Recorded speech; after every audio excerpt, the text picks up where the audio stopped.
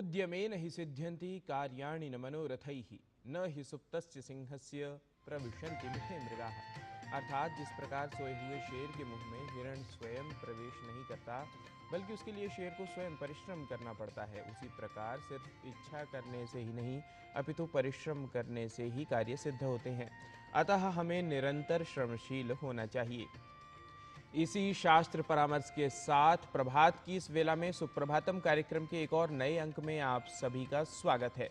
मैं हूं आज के अंक में आपके साथ गवीश द्विवेदी।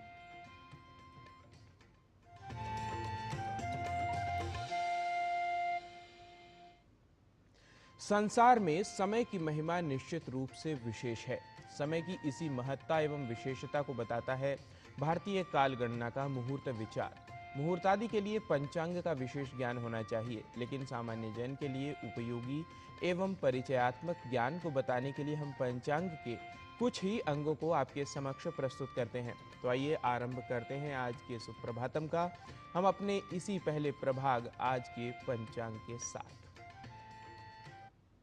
आज का पंचांग युगाब्द 5127, विक्रम संवत 2082, शक संवत 1947, दक्षिणायन, आश्विन मास, कृष्ण पक्ष, दशमी तिथि, मंगलवार, आर्द्रा नक्षत्र। आज का दिन सभी के लिए मंगलमय हो। किसी कार्य की सफलता उसके पीछे की भावना पर निर्भर करती है।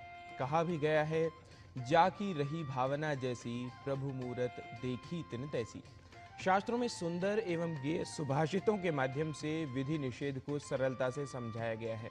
किसी कार्य के संपादन में बाधा किन किन प्रवृत्तियों के कारण होती है, यही बता रहा है आज का यह सुभाषित। ईर्ष्या, लोभो, मदः प्रीतिः, क्रोधो भीतिश्च साहसम्, प्रवृत्तिच्छिद्रहेतूनि, कार्ये सप्तबुधा जगुः।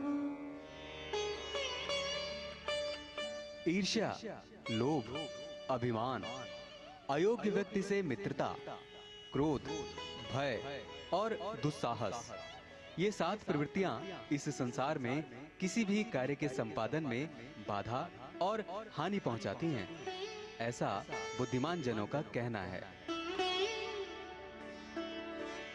Wise say one who is afflicted with these 7 traits, envy, greed, arrogance, friendship with the undeserved, anger, fear, and overconfidence can never produce good results. और सुभाषित के अनंतर भारतीय ज्ञान परंपरा प्रभाग में आज बात करते हैं यज्ञ की। यज्ञ न केवल एक धार्मिक अनुष्ठान है, बल्कि पर्यावरण को संतुलित रखने में इसकी महत्वपूर्ण भूमिका है। देवताओं की पूजा करना हो, दान देना हो या फिर लोगों के मध्य सामंजस्य स्थापित करना, सभी जगह वस्तुतः यज्ञ की अवधारणा स्थापित होती है। वैदिक मंत्रोच्चार से अग्नि में दी गई पवित्र आहुतियां समस्त विश्वमंडल को शुद्ध करती हुई व्यक्ति के मनोविचार को भी सकारात्मक रूप से प्रभावित करती हैं। तो आइए देखते हैं क्या है यज्ञ करने के लाभ और क्या है इसके परिणाम इस रिपोर्ट के माध्यम से।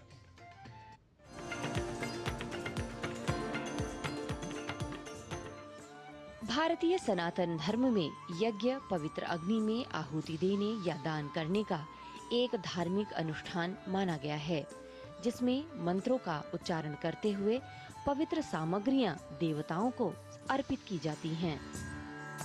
संस्कृत के देव पूजा संगतिकरण दानेषु इस धातु से निर्मित यज्ञ शब्द देव पूजा, दान और संगतिकरण, इन 3 प्रमुख अर्थों को बतलाने वाला है। ये तीनों शब्द एक व्यापक अवधारणा को दर्शाते हैं, जिसमें ईश्वर की पूजा करना, दान देना और विभिन्न शक्तियों का संगठन और सामंजस्य स्थापित करना सम्मिलित है।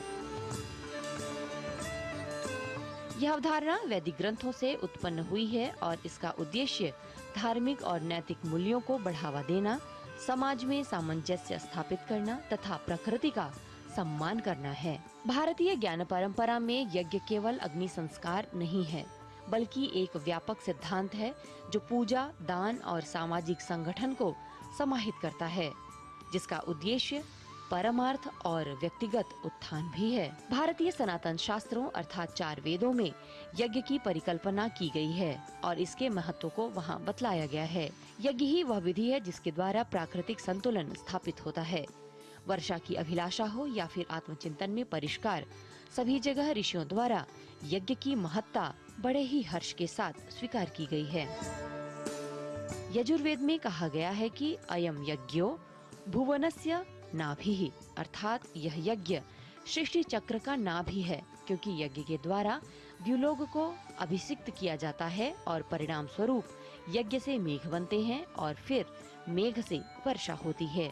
वहीं गीता में भी कहा गया है कि देवान भावयतानेन ते देवा भावयन्तु वः परस्परम भावयन्तः श्रेयः परमवापस्यथ, अर्थात यज्ञ के द्वारा देवों को प्रसन्न करो और देवता वर्षा के द्वारा तुमको प्रसन्न करें।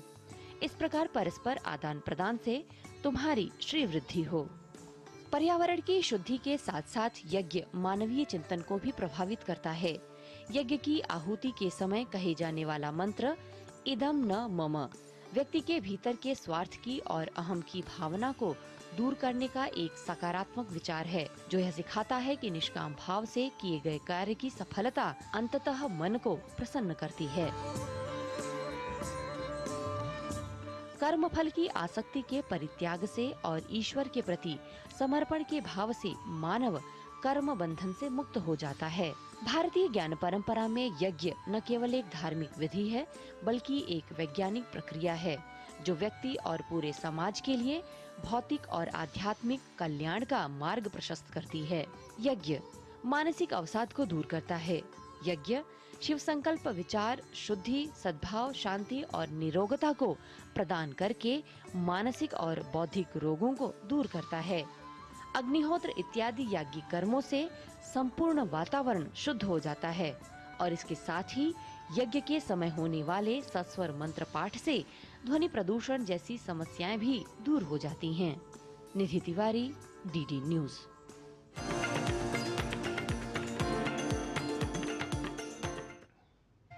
और संस्कृत वाङ्मय में भी कहा गया है यज्ञो वै श्रेष्ठतमं कर्म, अर्थात मानव के लिए यज्ञ श्रेष्ठ कर्म है। भारतीय ज्ञान परंपरा प्रभाग में यज्ञ के विषय में विस्तृत वर्णन जानकर अब शारीरिक यज्ञ अर्थात स्वास्थ्य प्रभाग की ओर आगे बढ़ते हैं। स्वस्थ जीवन का आधार है पोषण। महिलाओं के लिए पोषण का विशेष महत्व है। आइए समझते हैं कि कौन से खाद्य पदार्थ आहार में सम्मिलित करने से प्राप्त हो सकते हैं पर्याप्त पोषण।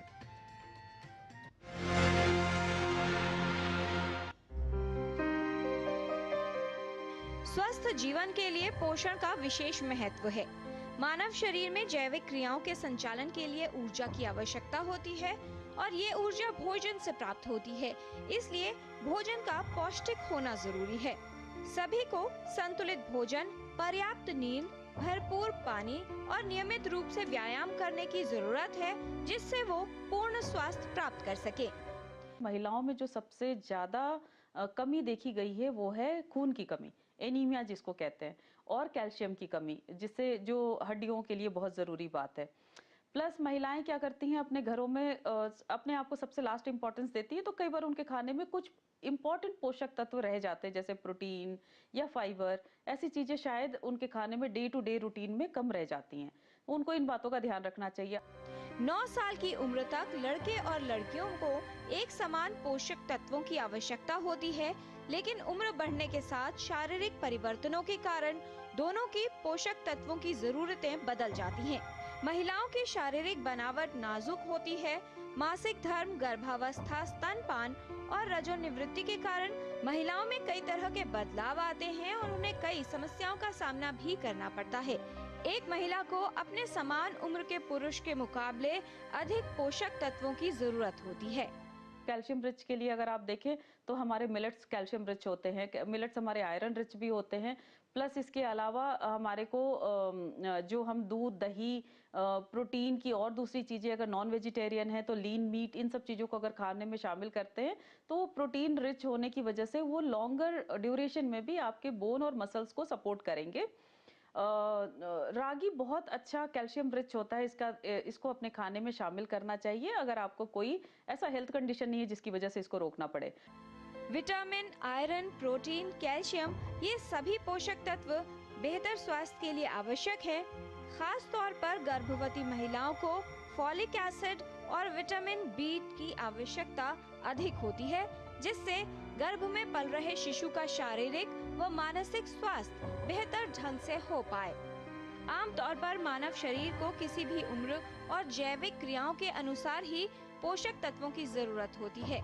इन्हीं मानकों के अनुसार महिला को अपने भोजन में पोषक तत्वों को सम्मिलित करना चाहिए।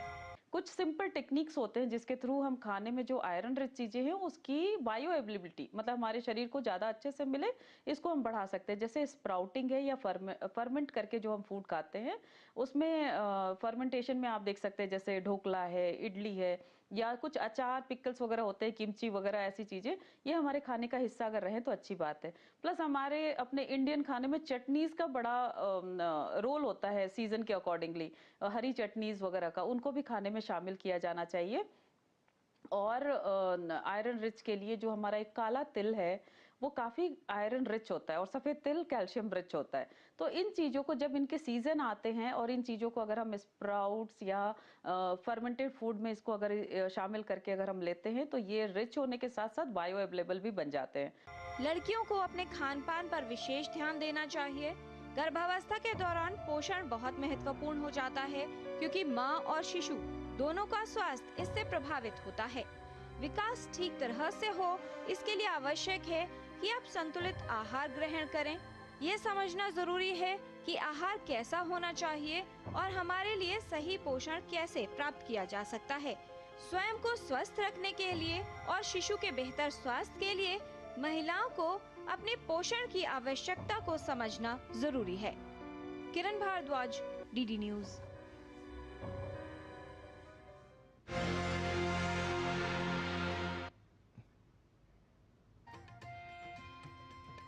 पाचन ठीक न हो तो स्वास्थ्य प्रभावित रहता है। गैस की समस्या कई लोगों को परेशान करती है। आइए देखते हैं इस समस्या के लिए उपयोगी कुछ यौगिक क्रियाएं योग प्रभाग में। आज हम ऐसे 3 आसनों का अभ्यास करेंगे जिससे हमारे शरीर में ट्रैप्ड गैसों को हम रिलीज कर सकते हैं। पहले आसन का नाम है मंडूकासन। इसके लिए हम वज्रासन में आकर बैठ जाएंगे और आदि मुद्रा बना लेंगे। अपने दोनों हाथों को नाभि के आइट साइड रखेंगे और सांस छोड़ते हुए धीरे से हम पूरा अपने शरीर को ढीला छोड़ देंगे। सांस लेते हुए धीरे धीरे हम ऊपर आ जाएंगे। दूसरे आसन का नाम है अर्ध मत्स्येंद्र आसन। इसके लिए हम अपने दोनों पैरों को सीधा करेंगे। अपने उल्टे पैर को मोड़ते हुए उसे दूसरी तरफ रखेंगे। साथ में ही सीधे पैर को भी मोड़ के उसको अपने हिप्स के पास ले आएंगे। सीधे हाथ को उल्टे पैर के दूसरी तरफ ले जाएंगे और उल्टे हाथ को पीछे रखेंगे। सीधे हाथ से प्रयास करेंगे कि हम उल्टे पैर के अंगूठे को पकड़ सकें और यहीं पर थोड़ा देर रुकेंगे। और फिर पहले हाथ को बाहर निकाला, फिर एक पैर को सीधा करते हुए दोनों पैरों को सीधा कर लेंगे। इसी प्रकार यही अभ्यास हम दूसरी साइड भी दोहराएंगे। तीसरा आसन है पवन मुक्तासन। इसके लिए हम अपने पीठ के बल लेट जाएंगे। सांस छोड़ते हुए दोनों पैरों को मोड़ते हुए अपनी तरफ लेके आएंगे। दोनों हाथों से उसे अच्छी तरीके से अपनी तरफ दबाएंगे और थोड़ी देर उसे रोक कर रखेंगे। सांस लेते हुए धीरे धीरे पैरों को सीधा करेंगे और आराम करेंगे। इस विषय में और अधिक जानकारी के लिए सुनते हैं योग गुरु हंसामा जी को। नमस्कार। पेट में गैसेस ना बने इसके लिए ज़रूरी हो जाता है कि सवेरे जब चाय पिए तो अदरक की चाय पिए। अदरक इतना चेंज के पानी में उबाल लें और फिर पी लें। तो ये सवेरे करना ज़रूरी है। पेट में गैसेस ना हो इसके लिए आप जब भी कुछ भी खाना खाएं ज़रा चलें और ब्रेकफास्ट, लंच, डिनर के बाद कम से कम 100 कदम तो चले ही चलें। और तब चलते वक्त भी पेट को थोड़ा सा अंदर खींच के छोड़ देंगे तो गैसेस यूं ही निकल जाएगी, भर के रहेगी नहीं, आपको नुकसान नहीं पहुंचाएगी। उसी तरह खाने के बाद चबाने में सौंफ पेट में जानी चाहिए, इसलिए सौंफ अच्छी सी रोस्ट करके कड़क सी और चबाएं, उससे गैसेस बनेगी ही नहीं। प्रिवेंशन ज़्यादा अच्छा रहता है। और कोशिश ये की जाए कि हम हर खाना चबा चबा के अच्छी तरह शांति से खाएं। धड़पड़ी में जल्दी जल्दी खाने में गैसेस ज़्यादा हो जाती है। मन को शांत रखें, हमेशा अच्छा ही रहेगा। नमस्कार। पाचन संबंधी समस्याओं में यौगिक क्रियाओं को सीखने के बाद अब कार्यक्रम में हो चला है एक अल्प विराम का समय। आप कहीं न जाइए, देखते रहिए डीडी न्यूज।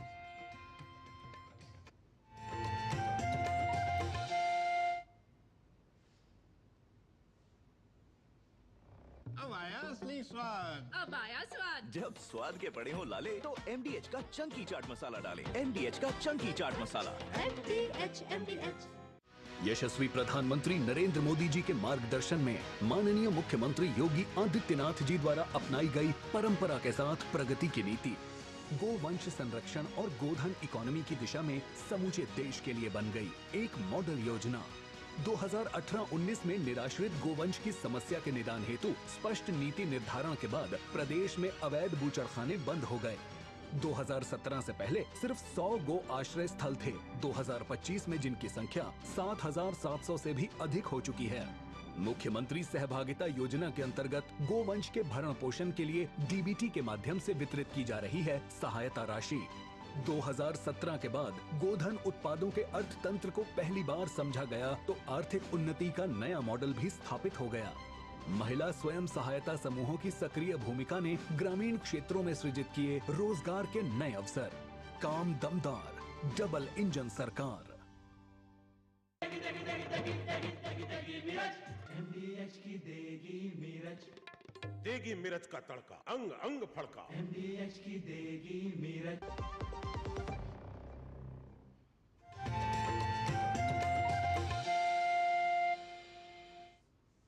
विराम के बाद पुनरपि आप सभी का स्वागत। कार्यक्रम में अब समय है संस्कृत पाठशाला की कक्षा का, जहां इन दिनों कुछ शब्दों के शुद्ध उच्चारण व लेखन के बारे में बताया जा रहा है, जैसे विभत्स और बीभत्स में कौन सा शब्द शुद्ध है। तो आइए संस्कृत पाठशाला की कक्षा के लिए चलते हैं हमारे सहयोगी डॉक्टर नारायण दत्त मिश्र के पास।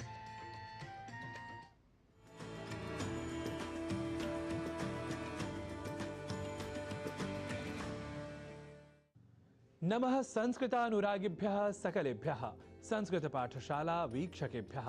हम सभी संस्कृतानुरागी यह जानते ही हैं कि संस्कृत अत्यंत तार्किक और वैज्ञानिक भाषा है, जहां अक्षरों और उनसे बने शब्दों तथा वाक्यों के उच्चारण और लेखन में थोड़ा भी अंतर नहीं होता। पर इसी क्रम में हम आपको बताते चले आ रहे हैं कि कुछ शब्द ऐसे हैं जहां विशेष सिद्धांत या किसी कालखंड में आकर क्षेत्रगत विशेषताओं या कहें कि क्षेत्रगत प्रभाव परक प्रवृत्तियों के कारण कुछ दो अक्षरों में एक रूपता सी दिख पड़ती है, और उन अक्षरों में विशेष दो अक्षर हैं व और ब। आप ऐसे कई शब्दों के बारे में जहां व और ब के बीच अंतर नहीं मानने की परिपाटी है जान ही चुके हैं, पर आज कुछ उन शब्दों की बात जो पौराणिक चरित्र से संबंधित हैं, और सामान्य तौर पर यदि इन शब्दों के स्वरूप से आप परिचित नहीं होंगे तो आप हमेशा संशय की स्थिति में होंगे कि हमारे ग्रंथों में अर्थात शास्त्रों में आखिरकार दो शब्दों में शुद्ध कौन सा शब्द है। देखिए, कई शब्द ऐसे हैं जहां व और ब दोनों ही अक्षर अलग अलग रूप से प्रयुक्त मिलें तब भी वे शब्द शुद्ध ही माने जाते हैं, जैसे वालिह या वाली और वाली या बाली। कुछ श्लोक हैं जहां दोनों ही अक्षरों के साथ प्रयोग हमें प्राप्त होते हैं। सौमित्र लक्ष्मणो वाली वालिरिंद्र सुतश्च सह ततः शरेणाभिहतो रामेण रणकर्कशः पपात सहसा बाली निकृत्त इव पादपः। अर्थात वाली भी और बाली भी दोनों ही प्रयोग संस्कृत वाङ्मय में हमें उपलब्ध होते हैं। तो इस तरह से आपने जाना कि कई शब्द ऐसे हैं जहां व और ब के बीच अंतर नहीं स्वीकारा जाता, अर्थात वबयोर अभेदः का सिद्धांत यहाँ स्वीकृत है। अब बढ़ते हैं आगे और चर्चा कर लेते हैं व और ब के बीच भेद की भी।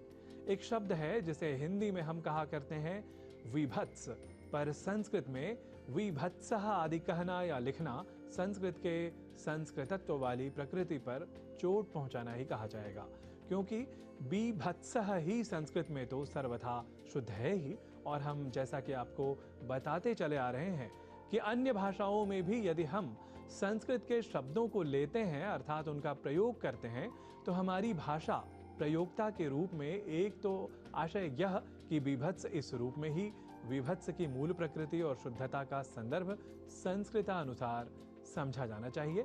तो आइए बीभत्सः इस शब्द के संस्कृत प्रयोगों पर विशेष रूप से श्लोकों पर अब अवधान केंद्रित करते हैं। जुगुप्सा स्थायी भावस्तु बीभत्सः कथ्यते रसः, अर्थात मुख्य रूप से स्वीकृत 8 या 9 रसों में से एक है बीभत्स। श्रृंगार हास्य करुण रौद्र वीर भयानकाः बीभत्साद्भुत शांताश्च रसा भावाः पुनस्त्रिधा, अर्थात बीभत्स रस न की विभत्स, यह अवश्य ध्यान रखिएगा। जहां जुगुप्सा या घृणा स्थायी भाव के रूप में माना जाता है। अगला श्लोक है जहां बीभत्स का प्रयोग है। न कुर्याम कर्म बीभत्सम युध्यमानः कथंचन तेन देव मनुष्येषु बीभत्सुरिति विश्रुतः। तो अब इस तरह से आपने जाना कि कई शब्द ऐसे हैं जहां व और ब के बीच पर्याप्त अंतर है। अब इन दोनों अक्षरों के बीच भेद के कुछ और उदाहरणों के साथ बात कर लेते हैं। एक शब्द है वृष्टि या वृष्टि, पर कभी कभी हम में से कुछ व इस अक्षर का उच्चारण ब के रूप में कर दिया करते हैं और वे बोल जाते हैं वृष्टि या वृष्टि। ऐसे ही एक और शब्द है वर्षा या वर्षाः। यहाँ ध्यान दीजिए कि वर्षा शब्द का संस्कृत में सदैव ही बहुवचन में ही प्रयोग होता है, अर्थात वर्षा नहीं वर्षाः ही प्रयोग की अवस्था में लिखा और बोला जाना चाहिए। वैसे हम संस्कृत पाठशाला की कक्षा में यथा समय आपको कई उन शब्दों के बारे में भी बताएंगे ही जिनका प्रयोग वचन की दृष्टि से विशेष होता है, अर्थात कुछ शब्द एक वचन या द्विवचन या बहुवचन में ही प्रयुक्त होते हैं। इस बारे में आप आगे जान सकेंगे। तावत प्रकृतम अनुसरामः, अर्थात वर्षा और वर्षाः के व अक्षर की जगह ब इस अक्षर का प्रयोग किया जाना और वर्षा या वर्षाः जैसे प्रयोग करना अशुद्ध है, यह हमें ध्यान में रखना चाहिए। तो आज की संस्कृत की कक्षा में इतना ही। अग्रिमायै कक्षायै पुनरपि भवन्तु सन्नद्धा भवन्तः, तावत् स्वीकुर्वन्तु पुनरपि मम नमः।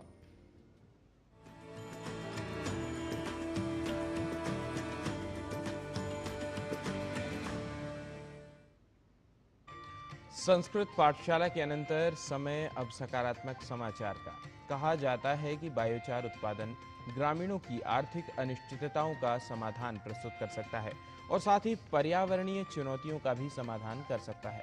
आपको मिलवाते हैं गुजरात के सूरत के रोहित पटेल से, जो बांस से बायोचार बनाते हैं। यह चारकोल जैसी चीज़ ऑर्गेनिक कचरे से बनती है और ये मिट्टी की गुणवत्ता बढ़ा सकती है। देखिए इसी पर आधारित यह सकारात्मक एवं प्रेरक वृत्त। सूरत के रहने वाले और फिलहाल वडोदरा जिले के करनज तालुका के धवत गांव में खेती कर रहे ये हैं रोहित पटेल, जिन्होंने बांस से कार्बन निकालकर बायोचार बनाना शुरू किया है। ये बायोचार न सिर्फ खेती के लिए बल्कि पर्यावरण और स्वास्थ्य के लिए भी फायदेमंद है। दरअसल रोहित पटेल पर्यावरण संरक्षण की दिशा में कुछ खास करना चाहते थे। ऐसे में उन्होंने अपनी खेती में कुछ अलग करने की ठानी। पहले बायोचार पर रिसर्च की और फिर अपनी 6 बीघा जमीन में बांस की खेती शुरू कर दी। भेज होती है, मॉइस्चराइजर होता है, वो भी एब्जॉर्ब कर लेता है बायोचार में। और दूसरी जो बनाई है हम प्रोडक्ट, ये फेस पैक के लिए बनाया है और वाड़ के लिए और दंत मंजन के लिए बनाया है बायोचार में से। और एक हम अभी बना रहे हैं वाटर ड्रिंक के लिए कि ये बायोचार और लेमन जूस मिक्स करके ये शाम को ये ड्रिंक्स करेंगे तो ये आखा दिन का जो जहर है वो निकल जाएगा, स्मोक ले लेगा। ये वो बांस से बायोचार के अलावा सिरका, air purifier, drops, spray, charcoal powder, अर्क, शैम्पू और बॉडी वॉश जैसे उत्पाद बना रहे हैं। साथ ही साथ पशुओं के लिए भी नमक और हर्बल साबुन तैयार कर रहे हैं। हाँ, मैंने बायोचार का पाउडर यूज़ किया है जो बम्बू में से बनाते हैं। उससे खील मुंह असर नहीं होते, शाइनिंग भी बढ़ती है चेहरे की। उससे हम ब्रश भी कर सकते हैं, जिससे जो मसूड़े वो मजबूत होते हैं, दांत वो येलो हो जाते हैं, वो वाइट रहते हैं। ये उत्पाद न सिर्फ मिट्टी और फसल के लिए अच्छे हैं, बल्कि मानव शरीर के लिए भी फायदेमंद है, जैसे पाचन सुधारना, कोलेस्ट्रॉल कम करना, विषैले तत्वों को बाहर निकालना और शरीर को प्राकृतिक रूप से डिटॉक्स करना। जमीन फलद्रुप होती है, उससे उत्पादन बढ़ता है, तो उससे मुनाफा भी ज़्यादा होता है और क्या कि वो जमीन की फर्टिलिटी भी बढ़ाता है। रोहित पटेल का ये इनोवेटिव काम ग्लोबल वार्मिंग और वायु प्रदूषण से लड़ने की दिशा में एक प्रेरणादायक पहल साबित हो सकता है। गुजरात के वडोदरा से सुमन बोराना की रिपोर्ट, डीडी न्यूज। अन्नाद् भवन्ति भूतानि पर्जन्यादन्न संभवः यज्ञाद् भवति पर्जन्यो यज्ञः कर्म समुद्भवः। श्रीमद् भगवत गीता में बताया गया है कि सभी प्राणी अन्न से उत्पन्न होते हैं। अन्न वर्षा से उत्पन्न होता है, वर्षा यज्ञ से होती है और यज्ञ कर्मों से निष्पन्न होता है। अतः कर्मों को वेद से उत्पन्न जानते हुए, वेद को अक्षर ब्रह्म से प्रकट मानते हुए यज्ञ का नित्य संधान प्रत्येक मनुष्य को करना चाहिए। इसी परामर्श एवं कार्यक्रमगत विभिन्न प्रस्तुतियों के साथ सुप्रभातम का यह अंक होता है अब संपन्न। हम पुनः लौटेंगे कल अपने निर्धारित समय पर। तब तक के लिए मुझे व मेरे सभी सहयोगियों को दीजिए अनुमति। नमस्कार।